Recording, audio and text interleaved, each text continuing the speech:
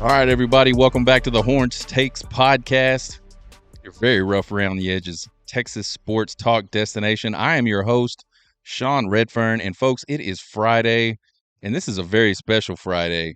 And the reason this is a very special Friday is because I am not at work. Obviously, I'm hanging out by the pool. We are doing our first ever show live poolside. I think I might do some more of these, especially during the nice weather. I might even start another podcast called Sean by the Pool and just talk about anything. I have no idea. But it's Friday. We're going to hang out by the pool today. We are going to Team Am tonight. And if you know me, you know I love some Team Am. One of the greatest things you can possibly think of is Tex-Mex and margaritas, right? I love it. It's also Flag Day today. And I've got two flags flying anytime I'm out here by the pool. We've got Old Glory, which you can't see. She's just out of the shot. And then you got the Texas flag, which you can see flailing away right behind me. We got some nice weather up here, a little bit of breeze. I'm trying some new stuff out technically today. We are switching over to OBS. I just think there's more functionality with it. We're using a USB mic instead of I don't know what that fancy other type of mic is. But I feel like in the sound test I've done, this one sounds better. So yeah, man, we're doing some different stuff. We'll see how it works out. The College World Series starts in just 3 short hours, so we are super excited about that. We're a little bummed that the Texas Longhorns couldn't figure out a way to make it, but that's just the way it goes. There is a lot of really great teams there in Omaha this year. I expect an action-packed weekend as we work into eliminations early next week. I think the big story for Texas Longhorn fans, because there's honestly not a lot of sports news. We do have some recruiting stuff going on this weekend down in Austin for football. I think there'll be some exciting things there. I think there'll be some possible commitments this afternoon. Maybe not this afternoon, rather, but over the weekend, early next week. We'll see. I'm just speculating on that. I have no idea. But I don't know why you would go to Austin, see all that great stuff, see all those Lambos that everybody's so pissed off about, and then not go ahead and make a commitment to the greatest college football program of all time, which will only get better as Steve Sarkisian continues to drive his vision, drive this program in the direction that he wants it to go. But I think the biggest question for all Texas fans is David Pierce staying or is David Pierce out? For those of you that don't know, David Pierce, Texas baseball head coach, has been pretty successful at the University of Texas. 3 College World Series trips in 8 seasons.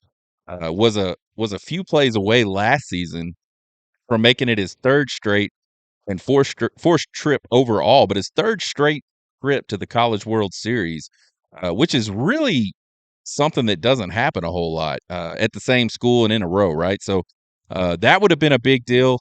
Won a lot of games, but the guy just, for whatever reason, that 2 of the teams that he's taken to Omaha just were wildly not competitive, uncompetitive, whatever you want to say. They just weren't good. They were 2 in barbecue.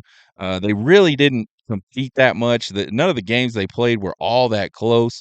And then obviously in 2021, they had a really good team that could have won it all. And they were just a few plays away. And I think a lot of teams that make it to Omaha are gonna just inherently be just a couple plays away from making it. So we'll talk about that. We will obviously talk about the College World Series. We'll have our little College World Series preview. Before we get into that, check us out on Twitter, TikTok, and YouTube at Horn Takes. We appreciate any support you can give us there. And if you guys just like to listen to podcasts, you can check us out at horntakespodcast.buzzsprout.com. And I don't know why I didn't think of it. I'm going to figure out a way to get that link up on the show next time I do it. So the big question is David Pierce out? We've been talking about it the last few weeks. Is David Pierce going to be the Texas coach in 2025? Can he survive this 2024 letdown of a season and not just the season, but just a lot of the rumors that have been swirling around the program? Man, I heard all kinds of stuff the other day. I won't repeat any of it because I don't want to speculate like that, but it doesn't sound good for him in terms of just his relationship with the players, his relationship with some of the players' parents. Things just do not seem to be going well for David Pierce in Austin. So we've been talking about it. Is he gone? Does he stay? We've talked about the merits of him staying. We've talked about the reasons why he may not be here going into the 25 season. And right now, where I sit, I have to say there's no doubt in my mind that he's gone. There's been rumors swirling since Texas was eliminated in the regional down there in College Station. There's been rumors swirling. Hell, there was rumors swirling before that David Pierce may not be coming back. There was a lot of fans that have been unhappy with David Pierce all season. And I don't think it's the losses. There's a lot of guys on Twitter, for instance, that'll talk about, and even probably some of the message boards, they'll talk about, you'll talk about his resume, which is pretty damn good. And they'll say, how do you fire a guy like that? I don't think a guy like that should be fired. I somewhat agree, but the losses Texas had this year were just really bad. And the embarrassing nature of the pitching staff that has just continued to go downhill over the course of the last couple years. And keep in mind, David Pierce took over that pitching staff for 2024, and it's been the worst pitching staff we've had at Texas in probably 20 years, just statistically. So you've got all those things going on. And so there's people that are on both sides of this. I personally feel like he's out. Again, these rumors have been swirling, and CDC has to know that. CDC is not stupid, and when I say CDC, I'm talking about Chris Del Conte. He knows that all these rumors are swirling around about baseball program and coaching staff, uh, and I think not only does he know that, but he has to know that the University of Texas cannot get on with the business of the 2025 baseball season with all of this uncertainty sort of swirling around the program, lingering, hovering over the head of the program, however you want to say it. There's just too much on the line. We got a big move to the SEC for the baseball team in 2025. And frankly, this team is not ready. This team is not ready from a roster perspective. I don't think this team is ready from a coaching perspective. Certainly not ready from a pitching staff perspective. The offense, when it's on, really, really good, and it has been consistently under David Pierce. And I mean, when I say consistently, I mean he's consistently had pretty good offenses when they're clicking. Now they go into these lulls, almost like Texas basketball. They'll go obviously not minutes because there's not minutes in a ball game, but they'll go long periods of time without scoring, and sometimes long games, multiple games without scoring a lot of runs. So, but generally they can hit the ball. They hit the long ball really well. Two of the highest, actually the two highest seasons for home runs in University of Texas history have come under David Pierce. Uh, but I still don't feel like this team is ready to move into the SEC and be competitive, especially with that coach. Then you got the transfer portal. There's already players jumping into the transfer portal. As soon as that thing opened, players jumping in, and there's already schools pulling out big time recruits out of the transfer portal. You look at LSU; they've already pulled in one of the top hitters, top lineup guys in the transfer portal. They're going after, and I thought at one point they got a commitment from the Wofford pitcher that had done such a great job in the regionals. Uh, but then I saw that he, in fact, did not commit. So who knows what'll happen there? Maybe if I would have looked at the news this morning, he would have committed again. But the point is, there's all kinds of moves being made in the transfer portal, and you are not, as the University of Texas baseball program, you're not going to be able to get any guys in here with all of this stuff hanging over the head of the program. Who's the coach? Who's going to be the next coach? Do they really want this guy to be the coach? Are they going to strike out in the coaching game, the coaching search, and are they going to have to just retain Pierce or hire somebody they don't want? You don't want any of that stuff going on. Not only for transfer portal, but for recruiting as well. Recruiting is a year-round thing now, and it's hard enough to get these guys to come into to commit to your school. It's hard enough in baseball, especially. We were talking about guys that baseball has got to be the hardest sport for collegiate coaches to recruit because you want to go after the best players, right? But you also kind of have to know in the back of your head that some of these best players are never coming on campus.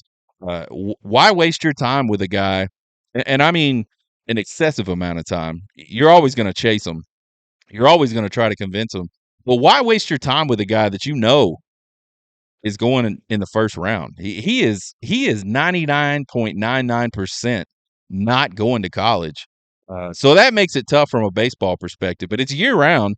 And with the coach, I mean, I'm sure Coach Pierce is sitting there. Maybe he's had conversations with CDC. I don't know. I don't know what goes on in the background. But right now, at least from the public eye's perspective, he doesn't know what's going on either. And he's got to be thinking, man, am I going to put in a bunch of work if I'm not even going to be retained? Am I gonna work as hard as I would have? Maybe he does. I don't know. I do not know Coach Pierce one single bit. But the recruiting stuff, you got to be able to move forward, right? Then you talk about other things. You got donors. There's donors sitting out there that are curious about what's going to happen. Uh, all the fans are, but there's a lot of donors that donate a lot of money, and they want to know who's going to be the next head coach. Is it going to be David Pierce? Is it going to be somebody else? Uh, is it going to be a good hire or a hire that we perceive as a good hire? And those guys are holding on to dollars that need to get pumped into this University of Texas athletic program to keep the ball rolling, right? So CDC knows all of that. It's interesting. Uh, Athletic directors want to win sports. I think I don't know if you can say they have a primary job, but if they had a primary role on campus, it would be to align the athletic department, get the athletic department pointed in the right direction, and start having athletic programs that can win. But I think aside from that, there's a deeper underlying role that these guys have, and that's for the athletic department to try to break even in most cases, and in other cases to try to make as much money as they possibly can. And so CDC has to play both sides of this. He has to play the we want to win side of it, and he has to play the we need donors to donate, and we need to be able to sell merchandise, and we need to do all these things that help make us revenue. And I think not so much the play on the field necessarily for David Pierce, but certainly the revenue portion of it is probably something CDC has factored heavily into his decision if he decides to move on from David Pierce and go out and try to find somebody else. If you watched a lot of Texas baseball games this season on TV, you didn't see a lot of packed houses. There were a couple times where the place was packed, and it's a big, beautiful stadium when it's packed. When it is not, it's just a big, empty doldrum. And in a lot of cases, and a lot of respects for me, Dish Falk just doesn't have a lot of soul. And the one thing that can make it an interesting place to play for a player and an interesting place to go watch a game is for the crowd to be big and the crowd to be in it. We didn't see that a lot this year. So with all of these things going on, all of these reasons why CDC should be making an announcement about what's going on, whether he's retaining David Pierce or whether he's moving on from David Pierce, he hasn't come out to quash that rumor at all. He hasn't come out to announce anybody else. And now announcing somebody else, you got to have somebody else, and the timing has to be right. And if you've listened to who some of these guys might be, the timing is certainly not right. But why hasn't he? Why hasn't he come out and quash this rumor that David Pierce is on the super hot seat at the University of Texas? There's absolutely nothing to be gained from being tight-lipped about that. If you're retaining him, but if he's not coming back and you're in serious negotiations with somebody else, or maybe CDC already has his guy in principle. Again, you think about the names that are getting thrown out for this vacancy. If it happens, there's a lot of potential candidates to fill that vacancy that are still playing baseball right now. They're in Omaha right now getting ready to have their opening pitch and get it on, right? So there's a lot of it, it's a complicated process. I've heard multiple guys, plugged in guys say you're just going to have to be patient on this one, and I truly believe that. But what we're starting to see some smoke, folks. You got Kendall Rogers of D1 baseball. He's making some smoky tweets lately about Texas baseball, the possible vacancy that there could be. You got Horns 247 guys saying the same type of stuff. Hell, I saw a guy or I saw a post on a message board where there was a guy yesterday or the day before that says that the players have already been notified that David Pierce is not going to be retained. So I don't know how much truth there is to that, uh, but you got to think if that's the case, and David Pierce is not going to be retained, that CDC's already got his guy. CDC already knows who his coach is, and there's already an agreement in place. So let's talk about who those guys might be, folks. These are some crazy. This has been a crazy. This whole David Pierce thing to me is just a crazy deal, and we've talked about that before. Uh, the record, the resume, really good, but just the opposite of that. Just sort of the personability and the fit with Texas, and the just some of the sort of intangible things, or things that you have to be able to do to be a head coach at the University of Texas. I just feel like David Pierce fails so miserably at those things. Uh, but but we got all this buzz, and probably the biggest buzz, and I don't know. Let's talk about it. The biggest buzz, and it's probably a lot Twitter bullshit, but a lot of Twitter bullshit stems from actual conversations that people have. And a lot of those conversations sometimes stem from legit conversations that people in the know have had. But there's a lot of buzz on Jim Schlossnagle, the Texas A&M coach, the former TCU coach. Uh, and this one just seems wild to me. Now I know he has made a lot of comments about Texas A&M, the Aggies in general, College Station, how it's kind of a different place. And I think he's made those kind of comments sort of kind of in the lightest way he possibly could, to say y'all are fucking crazy. And so if that's the case and he really feels that way, you got to think that he would at least entertain a conversation. He was at TCU with CDC before CDC moved from TCU to Texas. So he's got a good working relationship with Chris Del Conte. Uh, Texas could absolutely pay this guy. I know he's one of the highest paid head coaches right now. There is no reason in the world why the University of Texas could not pay Jim Schlossnagle more money than he's making today at Texas A&M. Now, Texas A&M's got deep pockets too. I think if Jim Schlossnagle does, in some crazy random world, come over to the University of Texas to be the next head coach of baseball, it's not going to be because of money, because I think Texas A&M can money whip him as well. Uh, and then the other thing, and I said it earlier, if CDC's guy was not in Omaha right now, why would he be waiting? Why would he be waiting to make an announcement about a new coach, or why would he be waiting to say David Pierce is my coach? Now it's kind of funny. Uh, Chris Del Conte said Tom Herman was his coach, like, I don't know, a week before he fired him and hired Steve Sarkisian. But I think those are different situations, completely different situations.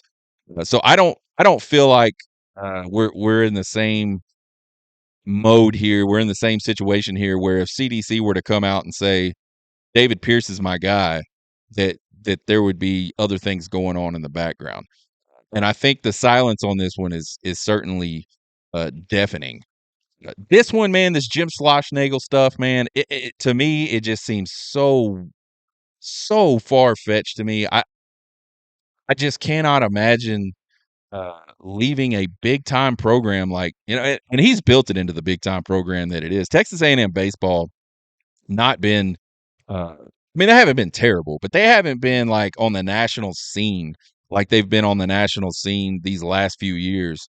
Uh, they're not doing any of that without Jim Schlossnagle. So he's built that. He's built them into the power that they are. They're the number 3 seed going into the last couple weeks of college baseball's regular season. Tons of talk about those guys being the number 1 overall seed. So he's built it into a really good program. It's just so hard for me to see a guy in that type of position moving to a place where uh, he's going to have to rebuild again. And it's not a total rebuild. Texas has a very good roster, especially at the position players, especially bats wise. There's just not a lot of arms, and that would be a place that whoever is the next coach, whether it's David Pierce being retained or whether it's somebody else, they're going to have to figure out a way to rebuild that pitching staff, because it is just not. where it needs to be to compete. But man, I said the same thing though about Jimbo Fisher leaving Florida State and going to Texas A&M in the first place. That one, as soon as I saw that there was a rumor about that, I went out and was like, there is no freaking way that Jimbo Fisher is leaving Florida State to go to Texas A&M. And sure as shit, I was wrong. He absolutely did it. Now it was a disaster, but he did it. And man, how hard would Aggie tears flow like wine? Jim Schlossnagle left A&M and went to the university. I mean, how wild would that first game there at Bluebell Park be? And I have no idea where they will play next year. They will most certainly play, but who knows if it's in Dick Falk or down in Bluebell in College Station. But the first time that would happen, that would be an event to say the least. I I'm here for that, man. I am here for Aggie sorrow and Aggie tears. I mean, they would have to have like a flash flood warning in College Station set up. Like it would be irresponsible of Chris Del Conte to announce that Jim Schlossnagle was the next head coach at Texas without putting some sort of FEMA response together for the just massive overflow and flood of Aggie tears that would just cover College Station.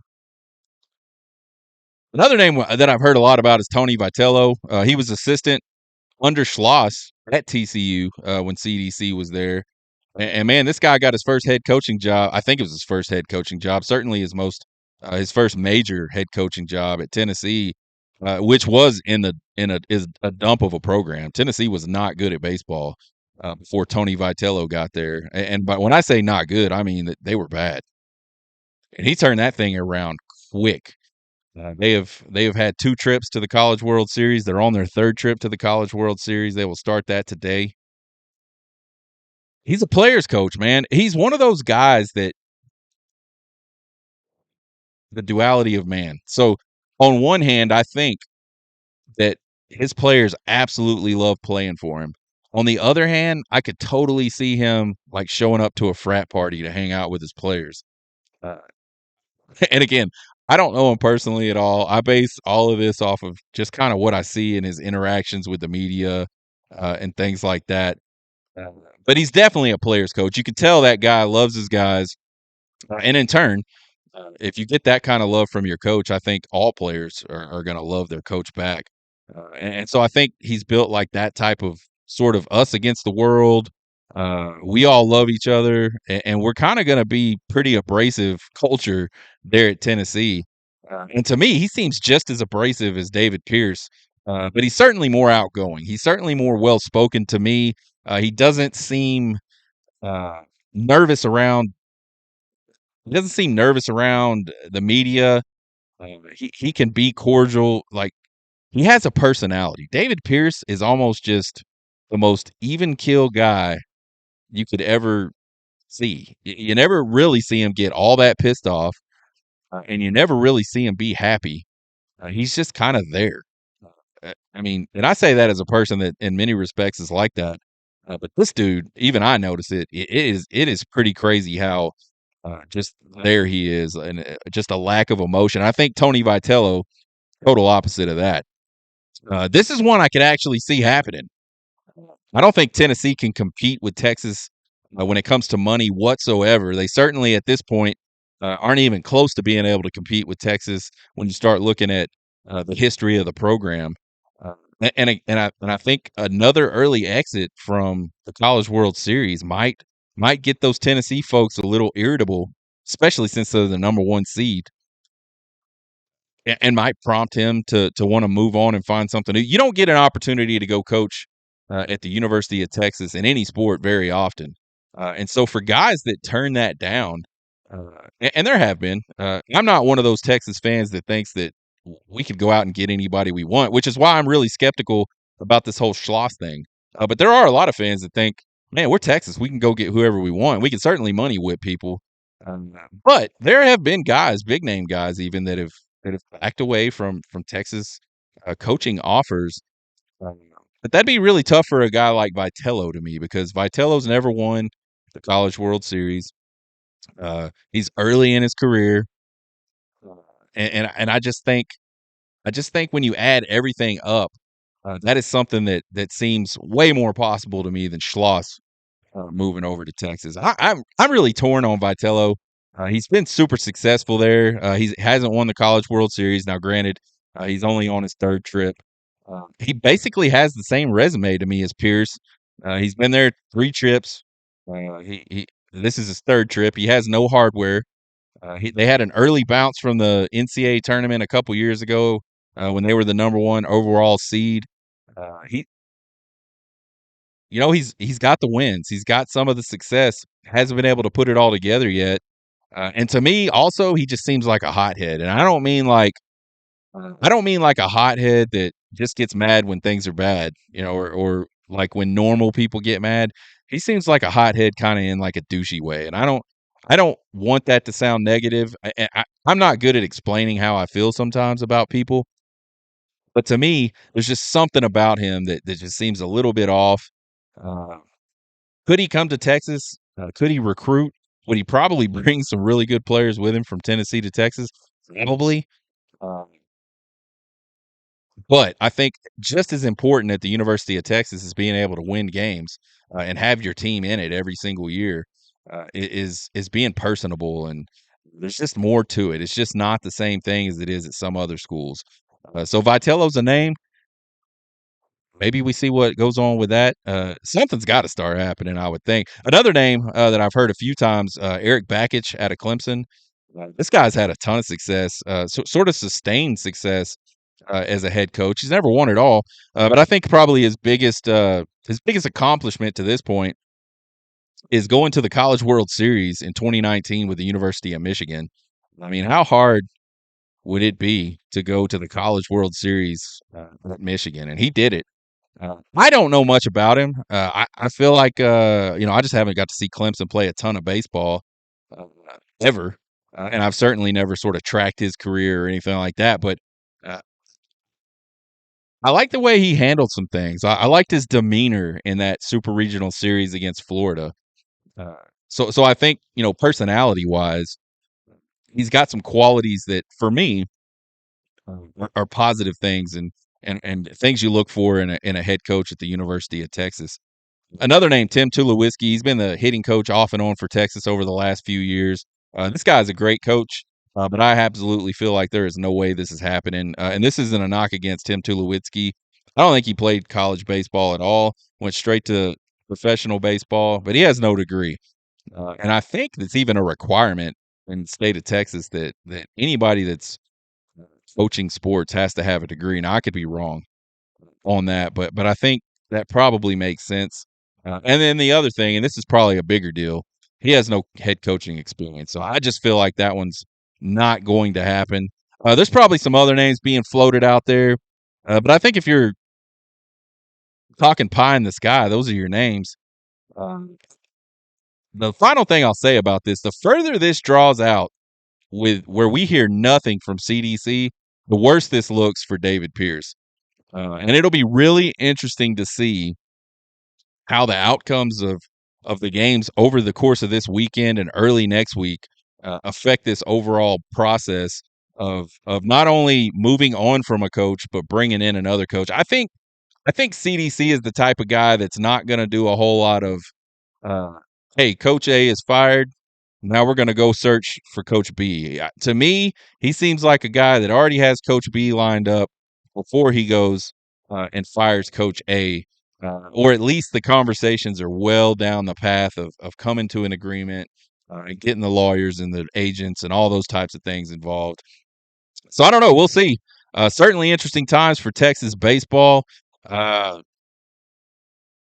the one thing that's not interesting about Texas baseball right now is they are not in the College World Series, and that one hurts. A staple at the College World Series. We've talked about it before. They've been to the College World Series like 60% of the time. There have been College World Series. So just to look up and see Texas not there just does not quite seem right from a historical perspective. But the College World Series, man, let's talk about it. For those of you that don't know, there's two brackets at the College World Series, two brackets of 4 teams. They will play double elimination in those brackets until there's one team left in each bracket. And then there will be one final 3-game series to decide it all starting next Saturday. We got pretty close on predicting who was going to make it out of the Super Regionals and who was going to make it on to Omaha. We predicted 6 of the 8 to advance out of the Supers. I had Clemson over Florida. I just felt like Florida eked in, sort of not really limped in, but they kind of eked in. I thought Florida should have always been in, much like I thought LSU should have never been in a conversation about not being in the NCAA tournament. Florida is that talented and that good. And again, I don't really care what they did in the SEC because the SEC is the best baseball conference in the country, from top to bottom, certainly. A lot of good teams in the ACC, obviously, because they've got 4 teams there in Omaha right now.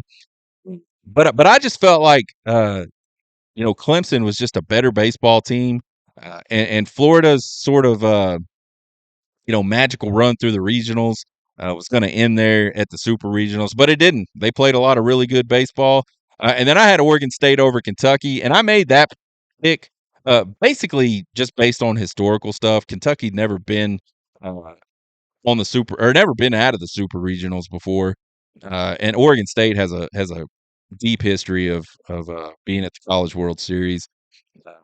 I'll be honest, I haven't seen Oregon State play a single game. I know they got a really good player out there. I can't remember his name, but that's the 2 that we missed on. So not bad, 75%.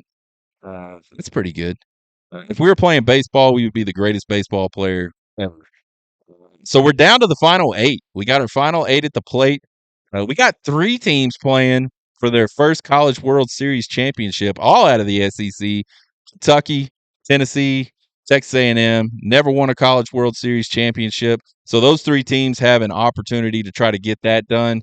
So let's talk about the field of teams that are in Omaha right now, where I should be, where some of our friends are. SEC Sports Unfiltered is there. And, man, I can tell that dude is giddy.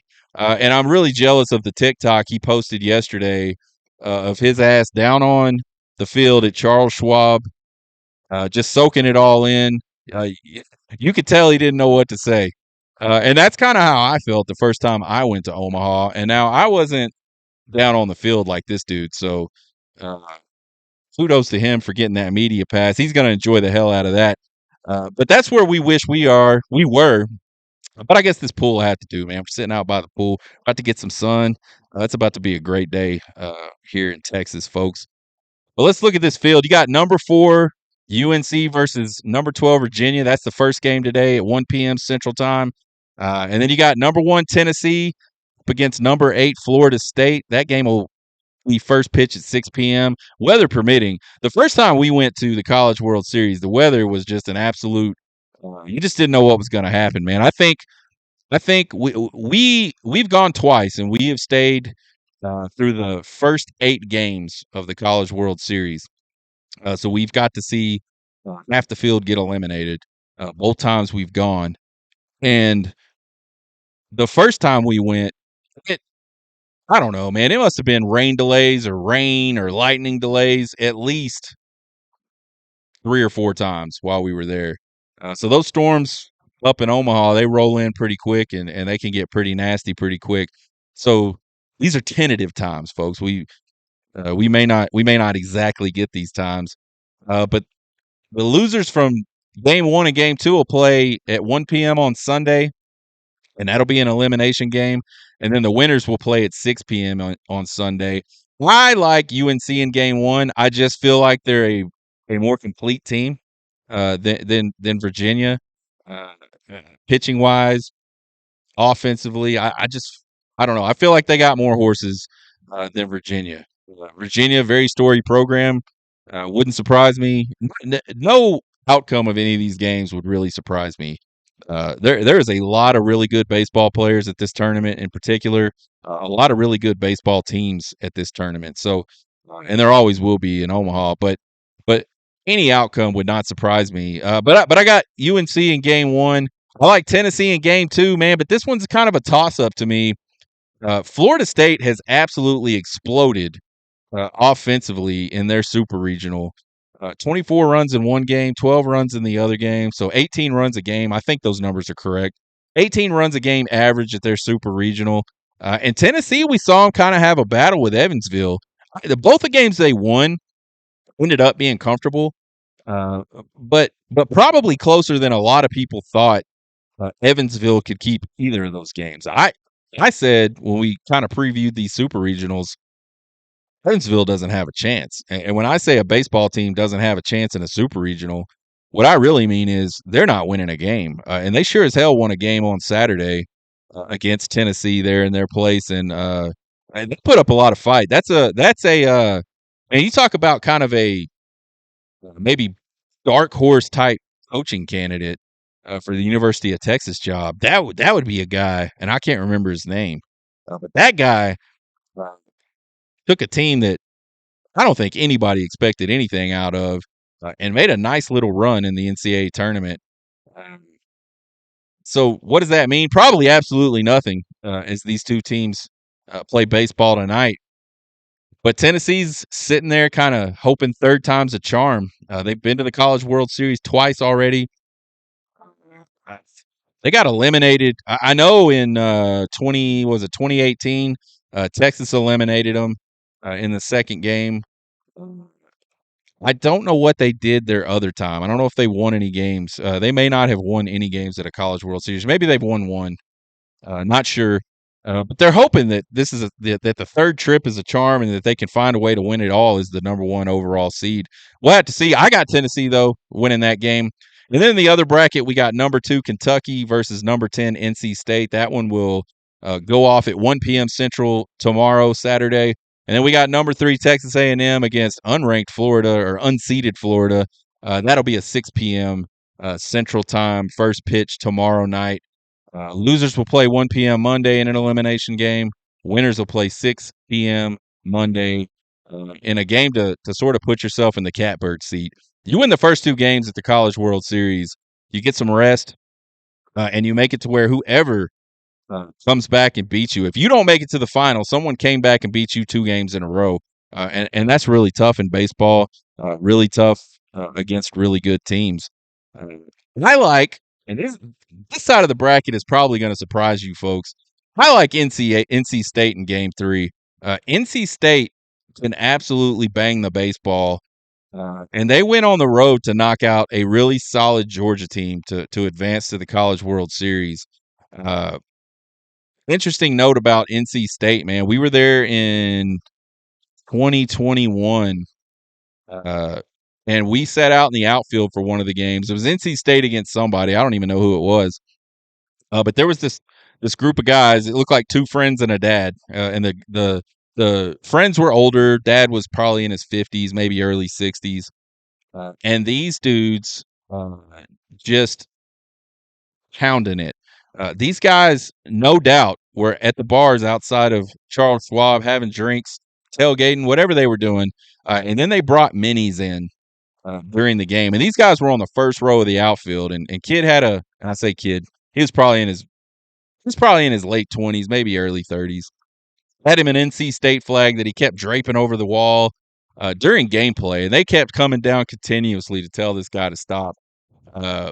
And man, I have never seen a guy more fired up to be at a baseball game than this guy was to be at this baseball game. And I'm telling this story not only because it's kind of a cool story, a memory I have down in Omaha or up in Omaha, but I think these NC State fans have been kind of raring to go since 2021.